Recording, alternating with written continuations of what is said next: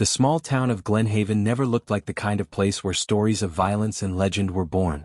Nestled between low, rolling hills and a single winding river that caught the morning sun like a ribbon of glass, the town's quiet streets and faded brick storefronts seemed frozen in time. Outsiders saw it as a place people forgot about, a simple dot on a map where life moved slowly and quietly.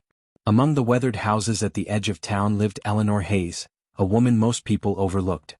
To the neighbors she was simply Ellie, a widow in her 40s who tended her garden, worked part-time at the diner, and never raised her voice louder than necessary.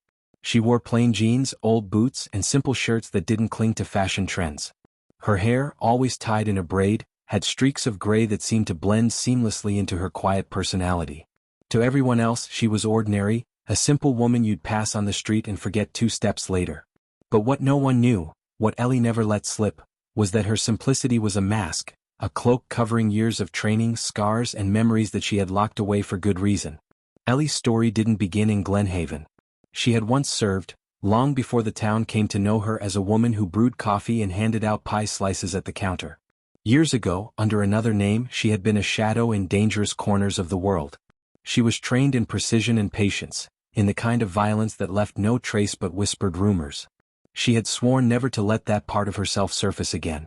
When her husband died in an accident and the noise of the past threatened to suffocate her, she fled into quietness, choosing Glenhaven as a place where the ghosts of her former life couldn't follow. But fate, as it often does, had its own plan. Trouble doesn't always announce itself in advance. Sometimes it walks into your life in heavy boots, loud laughter, and arrogance thick enough to choke the air. That was exactly how the 5 Marines arrived in Glenhaven. They weren't stationed there, not officially. The young men had just returned from overseas deployment, restless, buzzing with adrenaline, and carrying themselves like they owned every room they entered. They came in a pair of government-issued jeeps, roaring down Main Street on a Friday night when the diner lights glowed and teenagers hung out near the old gas station. Everyone looked up as the jeeps pulled in, dust rising behind them like smoke. The Marines jumped out, loud and laughing, the smell of beer already clinging to their words. They weren't bad men, not truly evil, but their youth and bravado made them careless. They pushed too far because no one ever told them no, and they assumed that wherever they went, they were the strongest, the most untouchable. To them, Glenhaven looked like a soft little town full of soft little people. They had no idea that among those faces, sitting quietly on a porch with a cup of tea, was a woman who had been sharper, faster, and deadlier than all of them put together. Ellie noticed them the same way she noticed everything, quietly, with a stillness that others mistook for passivity. She was sitting at the diner's counter that night, drying mugs with a rag, when the Marines came in, loud voices shaking the bell above the door. They sat in a cluster, filling a booth, demanding beers the diner didn't even serve, and laughing when old Martha behind the counter told them she only had coffee and soda. Their eyes roamed over the room, stopping on the waitresses, lingering too long, grins curling at the corners of their mouths. Ellie felt her chest tighten, not with fear but with recognition. She knew this kind of energy. She had seen it in forward operating bases, in war zones where young soldiers tested limits they didn't understand yet. She had also seen what happened when no one stopped them. She kept her head down, continued to wipe the mug, but every muscle in her body was alert, coiled, and waiting. The first incident was small, almost laughable. One of the Marines made a crude joke at Ellie when she walked past their booth. Another whistled, a sharp sound that cut across the diner. Most people laughed nervously or looked away, not wanting to get involved. Glenhaven wasn't a town of fighters, it was a town of avoiders, where trouble was sidestepped until it passed. But Ellie stopped. She turned her head just slightly, her braids sliding across her shoulder, and looked at the young man with a stillness that froze him mid-grin. Her eyes, calm and unblinking, didn't carry anger or fear, they carried weight. A weight he didn't understand, but enough to make him shift in his seat. Ellie said nothing, not a single word. Then she walked back to the counter and continued her work. To most it looked like nothing. But to the Marines, used to laughter and applause for their antics, it was a crack in the control they thought they had over the room.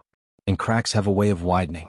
Later that night, when the diner closed and Ellie walked the short gravel road back to her house, she knew they would follow. She felt it before she heard the distant crunch of tires behind her.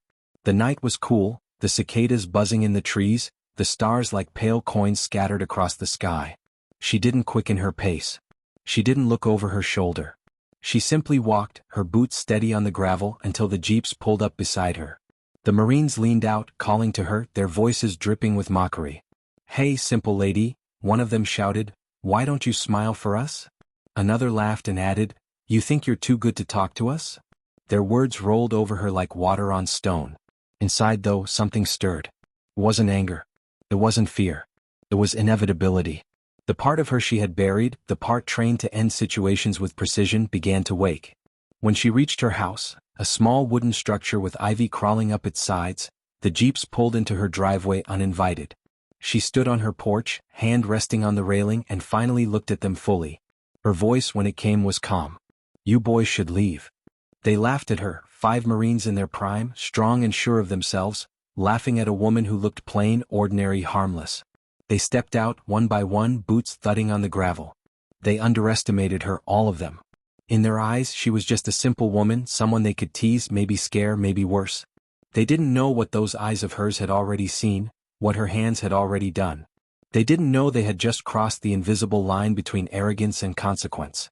And as the night stretched quiet around them, Eleanor Hayes, the woman Glenhaven thought was ordinary, let her stillness deepen, let her breath slow, and prepared herself for what was coming. 5 Marines against 1 woman. To the world the outcome looked certain. To Ellie it was already decided.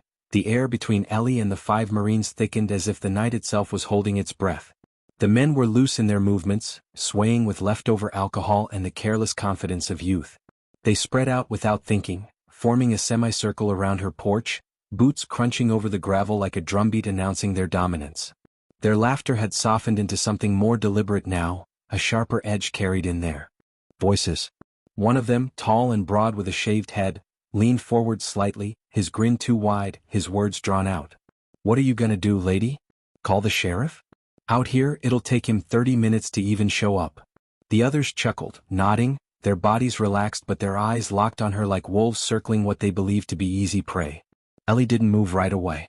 Stillness had always been her greatest weapon, her ability to let silence stretch long enough for others to expose themselves. Her hands rested calmly at her sides, her shoulders loose, her breathing controlled. To the Marines, it looked like hesitation, fear, the kind of weakness they expected from someone like her. But within her, the gears of an old machine were turning again. She was assessing them as she once assessed targets in cities far more dangerous than Glenhaven. Reading their posture, noting the imbalance of the one on the left who leaned heavier on his right leg, the nervous twitch in the hand of another, the way the one in the back seemed to rely on the others to lead. They weren't a unit now. They weren't soldiers following discipline. They were boys playing tough, and that made them sloppy. The broad-shouldered Marine stepped closer, his boots scraping against the first wooden step of her porch. "Come on, sweetheart," he said, lowering his voice, "don't make this hard." His friends muttered encouragements, laughter under their breath. Ellie finally tilted her head slightly, her braids sliding down across her shoulder, and spoke in the same calm voice she used when asking for an order at the diner. "I asked you to leave. This is your last chance." Her words weren't loud, but they carried a weight that pressed against the air.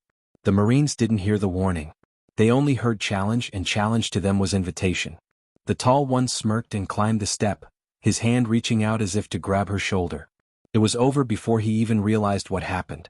Ellie's hand shot forward, catching his wrist, twisting it with surgical precision until his body folded to the ground with a grunt of pain. She guided him down like a rag doll, her boots sliding back in a pivot that sent his legs sweeping out from under him. He hit the porch floorboards with a crack that silenced the night. The other Marines froze for a split second, shock flickering across their faces. They had expected resistance, maybe a slap, maybe a shouted word, but not this clean, practiced, efficient movement that belonged to someone who had trained her body for moments exactly like this. "Get her," one of them barked, snapping the others out of their hesitation. 2 surged forward at once, one trying to grab her from the side while the other lunged from the front. Ellie stepped back, letting their momentum carry them too far, her body moving with controlled economy. She caught the arm of the one to her right, yanked him forward, and drove her elbow into his gut with a precision that cut the air from his lungs. As he doubled over, she spun, using his collapsing body as leverage to kick back at the second Marine rushing her from the front. Her heel struck his knee with a sickening pop and he cried out, stumbling to the ground. The other 2 Marines hesitated again, watching their friends writhe and groan in the dirt. Their training should have told them to regroup, to approach with caution, but adrenaline and pride clouded their judgment. "She's just a woman," one shouted angrily, charging forward with fists raised. Ellie let his punch sail past her, ducking low before rising sharply, her palms smashing into his chin. His head snapped back, teeth clacking together, and he stumbled into his friend. She didn't waste a second. Her foot drove into his ribs, sending him sprawling across the gravel driveway. Dust rose around them, mixing with the sound of groans and curses. The last Marine, the one who had hung back before, finally decided to act. He reached into his jacket, pulling out a knife with a gleam that caught the porch light. "You think you're tough, bitch?" he snarled, his voice quivering slightly as fear finally found him. Ellie's eyes narrowed, not in panic but in focus. Her body shifted, weight balanced, every muscle coiled. The knife didn't frighten her. She had seen worse weapons, sharper steel, deadlier intent. What concerned her was his shaking hand, the wildness in his eyes that told her he wasn't in control anymore. That kind of unpredictability could be dangerous not just to her but to anyone nearby. He lunged, the blade flashing forward, sloppy and desperate. Ellie sidestepped, her hand clamping onto his wrist, redirecting his momentum just enough to spin him sideways. In the same motion, she slammed her palm against his elbow, forcing the knife to clatter into the dirt. Before he could recover, she swept his legs, sending him crashing down beside his weapon. She planted her boot firmly on his chest, her weight pressing him into the ground. "Stay down," she said, her voice low but final. For the first time that night, silence followed. Not the silence of anticipation but of realization. The Marines, scattered around her yard, groaning and clutching bruised ribs, twisted knees and throbbing jaws, finally understood. They had underestimated her. They had thought her a simple woman, easy to intimidate, easy to corner. But now, lying beaten in the dirt of her driveway, they were forced to face a truth they couldn't have imagined. She wasn't ordinary at all.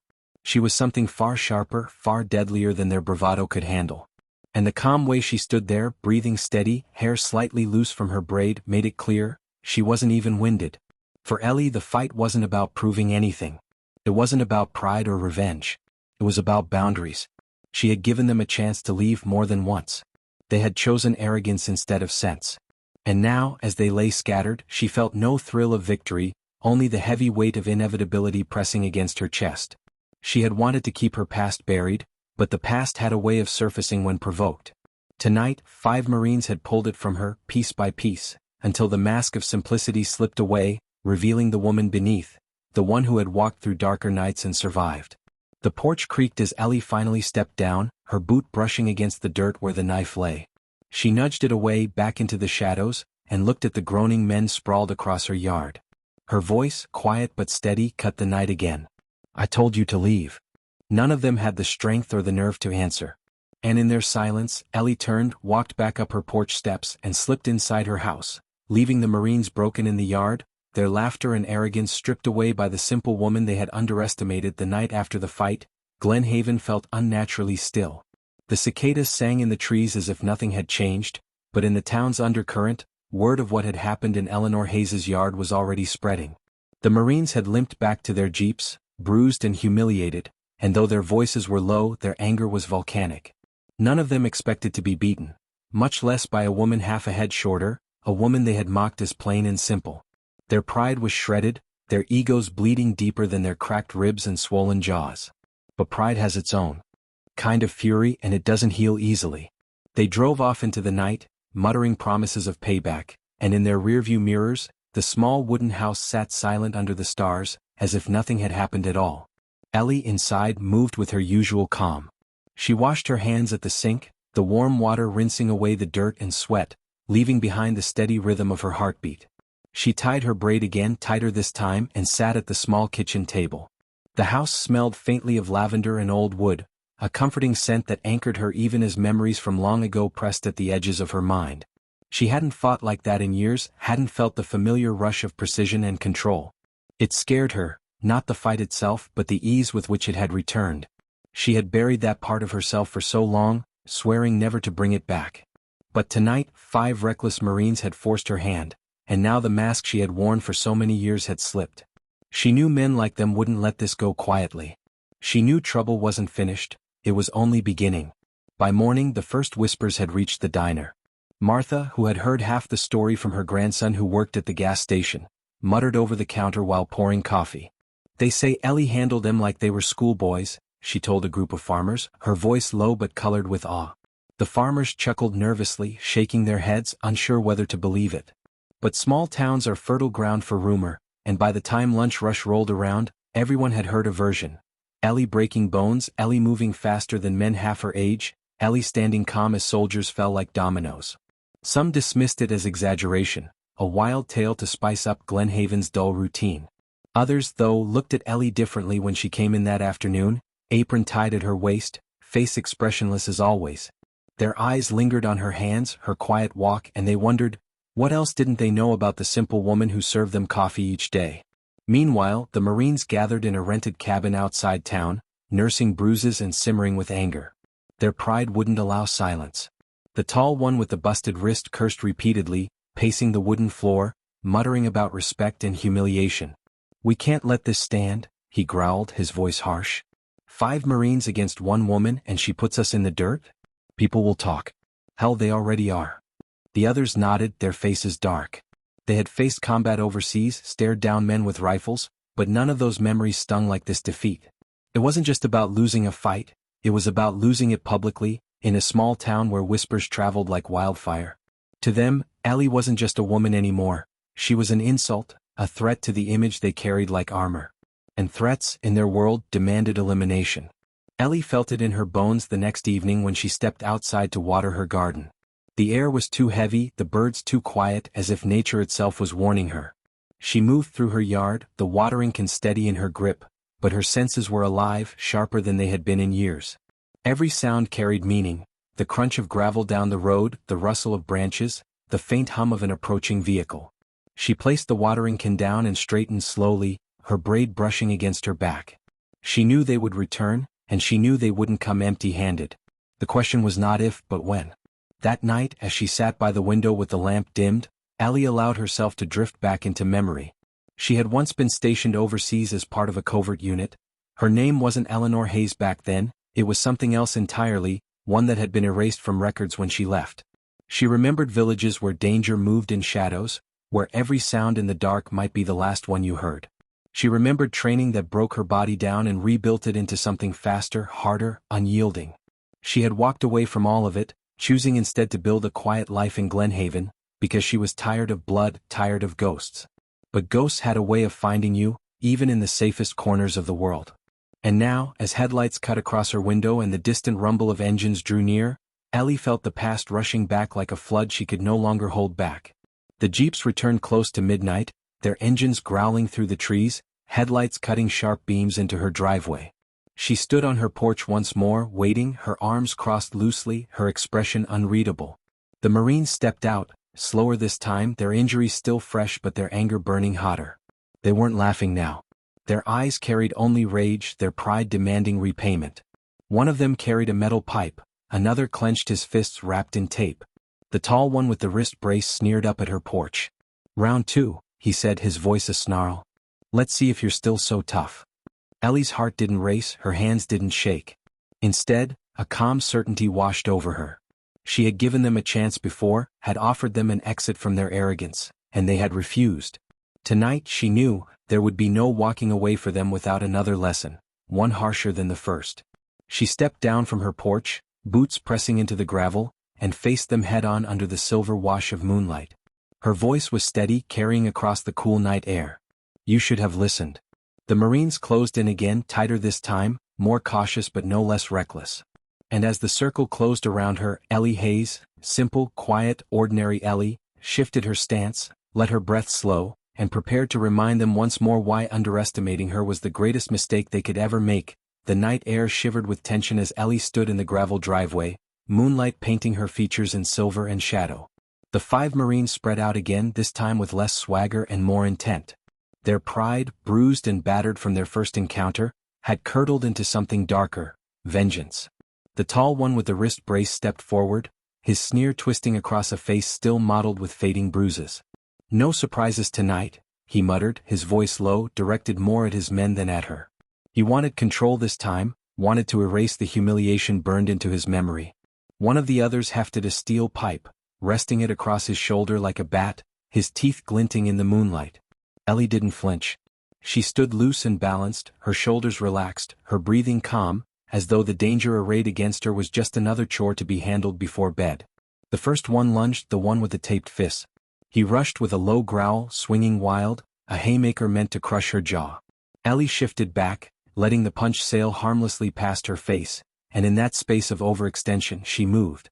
Her palms snapped forward, slamming into his chest with a force that stole his breath. He staggered, his taped fists dropping for just a moment, and she followed with a precise kick to his shin. Bone met bone and he collapsed with a curse, clutching his leg. He wasn't finished, but he was slowed, and Ellie already had her eyes on the next. The Marine with the pipe came next, swinging downward with a vicious arc that would have shattered her collarbone if it landed. But Ellie wasn't there. She stepped inside the swing, her hand catching his wrist, twisting it in a sudden, brutal angle. The pipe clanged to the gravel, and before he could react, her elbow drove into his sternum. The impact echoed like a muffled crack, sending him stumbling backward, gasping for air. He dropped to one knee, hands clutching at his chest, and Ellie pivoted smoothly toward the others. The tall Marine with the brace growled, rage overtaking strategy. He rushed forward with his good arm extended, reaching to grab her throat. Ellie ducked low, her body coiling, and swept his legs with a clean arc. He hit the ground hard, dust flying up around his fall. Before he could rise, she pressed her boot against his chest, not hard enough to break him but firm enough to pin him in place. "Stay down," she said, her tone flat and absolute. He snarled, twisting beneath her weight, but her gaze silenced him. Two remained standing, circling her warily now, their earlier bravado dissolved into caution. They weren't fools anymore, they had seen enough to know this was no ordinary woman. One reached for the knife he had retrieved after dropping it the first night, his knuckles white around the handle. The other clenched his fists, trying to work up the courage to rush her.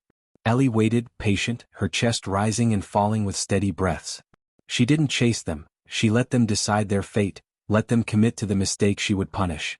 The knife came first, slicing through the air in a sloppy thrust. Ellie stepped sideways, catching his arm at the wrist and elbow simultaneously, twisting sharply. The blade dropped, spinning into the gravel again. She didn't stop there. With a single fluid motion, she turned his momentum against him, yanking him forward until his body folded over her shoulder. Then, with a twist of her hips, she hurled him onto the ground, the impact shaking the night. He groaned, rolling onto his side, clutching at his ribs. The last Marine hesitated, frozen between fear and pride. His friends were downed, scattered in the dirt once more, and yet his pride wouldn't let him run. He roared, a sound more desperate than fierce, and charged straight at her. Ellie's movements were precise, honed by years of training she had promised herself never to use again. She sidestepped his rush, her arms snapping out to clothesline him across the throat. He flipped backward, landing hard on his back, coughing and choking. Dust rose around him, swirling in the pale glow of moonlight. For a moment, the only sounds were his ragged wheezing and the groans of the others scattered across the yard. Ellie stood among them, her braid loose now, strands of hair clinging to her face with sweat. Her breaths were steady, measured, as though she had been sparring in training rather than dismantling 5 grown Marines. She didn't gloat, didn't sneer, didn't even speak for a long moment. She just looked at them, one by one, her eyes calm but sharp, reminding them of the truth they had refused to accept. She wasn't simple. She wasn't ordinary. She wasn't someone they could intimidate or break. Finally, she crouched beside the tall Marine, her voice low so only he could hear. "This is your last warning. If you come back here again, it won't end with bruises." Her tone carried no anger, no heat, just certainty. He swallowed hard, the fight draining from his body, and nodded once. Around them, the others stirred, pulling themselves together, their pride in tatters but their bodies still intact enough to crawl away. The jeeps roared to life again, engines coughing in protest, as the Marines dragged themselves into their seats. Their faces were pale under the moonlight, their bodies battered and broken in ways that would last longer than the swelling bruises. They sped off down the dirt road, leaving only the echo of engines and the smell of gasoline behind. Ellie stood on her porch, watching the taillights vanish into the trees, her body still loose but her mind taut with the knowledge of what was to come. Because she knew it wasn't finished. Men like that didn't accept defeat easily. They had superiors, chains of command, reputations to protect. Word would travel. Someone would come asking questions about the broken bones, the humiliation, the fight they couldn't explain.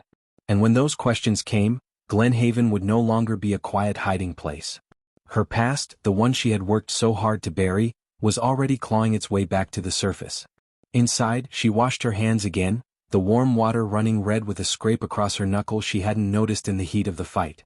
She leaned over the sink, the reflection in the window staring back at her. A woman who was no longer just Ellie from the diner. She whispered to herself, almost like a prayer she didn't believe in anymore. Stay buried. But she knew the truth. The ground she had buried her past in had been broken open, and the world outside Glenhaven was about to come searching. The following morning, Glenhaven stirred with the kind of restless curiosity that only small towns could nurture. At the diner, whispers flowed faster than coffee, speculation blooming with every retelling of the fight. By now the story had grown beyond the truth. Some swore Ellie had thrown a man through a window, others claimed she fought them with a weapon she pulled from thin air. But no matter how the details bent and twisted, one fact remained at the core. 5 Marines had been beaten. Not by other soldiers, not by lawmen, but by a woman everyone thought was plain, simple, and harmless. Farmers leaned over their pancakes to share hushed theories, teenagers swapped embellished versions over milkshakes, and even old Martha, who had first spread the tale, now stared at Ellie with a cautious mix of awe and fear. Ellie felt their eyes on her as she poured coffee, but she didn't flinch. She moved quietly, methodically, the same way she always had, though inside she felt the shifting weight of inevitability pressing closer. The Marines had not returned that morning nor the next.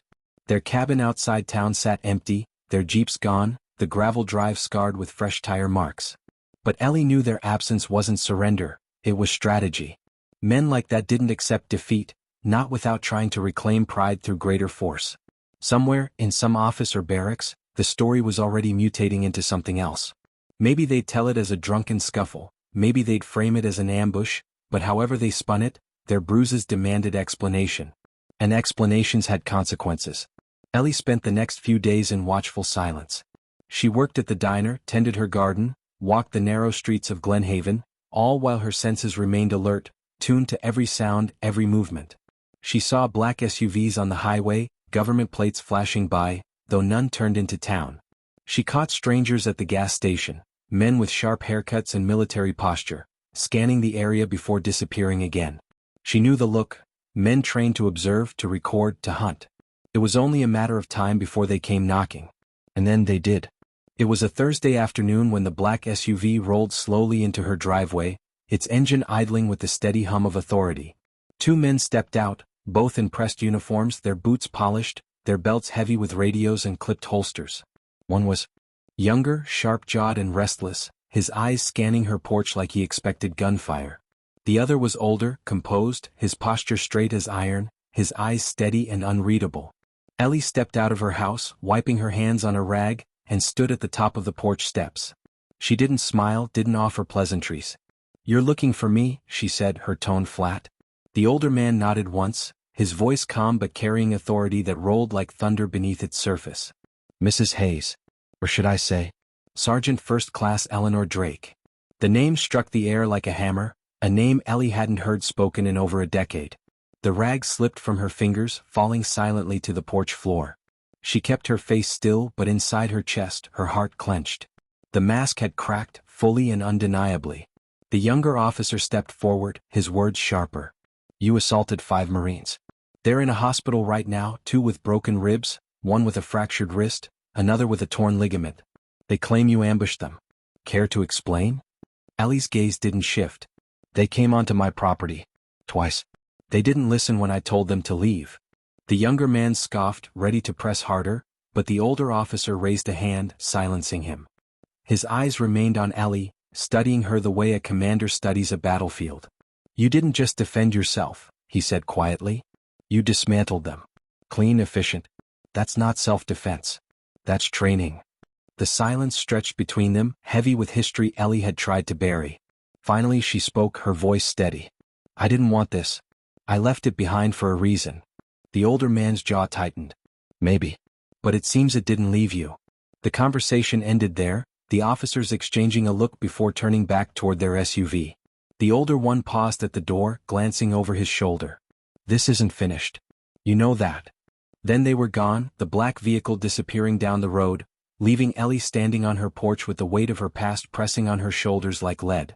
That night, Ellie sat in her kitchen with the lights off, her mind racing. She had wanted nothing but peace in Glenhaven, a quiet life far removed from the blood and chaos she had once known. But fate had dragged her back into the storm, and now the world she had run from was staring directly at her. The Marines wouldn't stop. Their pride was too wounded, their chains of command too rigid. Someone higher up would want answers. And when they learned who she was, what she had once been, quiet would no longer be an option. She opened the drawer by the sink, the one she hadn't touched in years. Beneath folded dish towels lay a small, locked box. Her hands trembled slightly as she lifted it out, the metal cold against her palms. She hadn't opened it since the day she buried Eleanor Drake and became Eleanor Hayes. For a long moment she stared at it, the key resting on the chain around her neck, the weight of decision pressing hard. Then with a quiet sigh she slipped the key into the lock and turned it. The lid creaked open, and inside lay relics of a life she had tried to forget. A military ID, the photograph faded but still sharp enough to show her younger face. A set of dog tags, scratched and worn. And beneath them, a small pistol oiled and ready despite years of neglect. She traced her finger along the barrel, her reflection warped in the steel. The sight of it brought back everything. The missions, the nights, the faces of people she had saved and those she had lost. The woman she had been wasn't gone, no matter how hard she tried. She was still here, crouched in the shadows of her quiet life, waiting for nights like these. Ellie closed the box, locked it again and slid it back beneath the towels. She wouldn't arm herself unless she had no choice. Violence was not the life she wanted, but she accepted now that it might be the life waiting for her. The Marines had underestimated her once. They had returned for vengeance and been broken again. But she knew men like them didn't retreat, they escalated. And the next time, it wouldn't just be bruised egos and taped fists. The next time they would come ready for war. And Eleanor Hayes, who the town thought was simple, who had hidden her past in plain sight, would be forced to decide whether to stand as she had before, or disappear entirely before the storm arrived. The first strike came at dusk. Glenhaven's horizon glowed orange as the sun dipped behind the ridge, long shadows spilling across Ellie's land. She had just finished closing her chicken coop when the sound carried on the wind. Engines, heavy and coordinated, not the casual rumble of farm trucks or dusty pickups. These were tactical vehicles, their gears grinding with military precision. Ellie froze in place, her hands still on the wooden latch. For a moment she hoped they might pass the town by. But then the sound split, multiple vehicles breaking formation, one heading directly toward her gravel drive. She walked calmly back to her porch, though her heart hammered. Her bare feet pressed lightly on the boards as she slipped inside, moving through the house with the silence of a predator. She didn't turn on lights. She didn't need them. She had memorized every creak in the floor, every shadow at every hour of night. The first vehicle stopped outside. Doors slammed. Boots hit gravel. More followed, maybe a dozen, maybe more. She could hear the clipped voices of men trained to communicate in bursts. They weren't drunk this time. They weren't careless. This was deliberate, coordinated, retribution sanctioned by someone higher up. Ellie crouched by her window, peering through the thin curtain. The convoy stretched down her driveway, headlights glaring against the dust. Marines stepped out in full gear, helmets, vests, rifles slung across their chests. Not the careless five from before. This was a squad, armed and dangerous, moving with tactical precision. At their center was the young officer she had met days ago, the one whose anger had burned hotter than his discipline. His face glistened with resolve and humiliation. He was here to prove something, and Ellie knew men like that were the most dangerous. She whispered to herself, calm and measured, "They'll underestimate me again. They always do." The Marines spread out, flanking her house. One raised a megaphone. "Eleanor Drake, this is your last chance. Step outside. You're under arrest for assaulting United States Marines. Refuse and we'll take you by force." His voice cracked with fury, a thin thread of emotion breaking through the rehearsed authority. Ellie's lips curved into the faintest smile. They thought they had her cornered. But they hadn't learned the first lesson of hunting. Never corner prey unless you're ready for it to fight back. She slipped to the kitchen, opened the drawer and retrieved the locked box. This time she didn't hesitate. The pistol felt solid in her grip, its weight pulling her back into the woman she had once been. She slipped the dog tags around her neck. Eleanor Drake was back. The Marines advanced, spreading into her yard. Boots crunched against the gravel and grass. Two moved toward her porch, rifles raised. The young officer barked orders, his voice echoing against the hills. They moved with confidence, believing numbers and weapons guaranteed victory. But numbers only mattered when they were used wisely. And Ellie knew how to break them apart.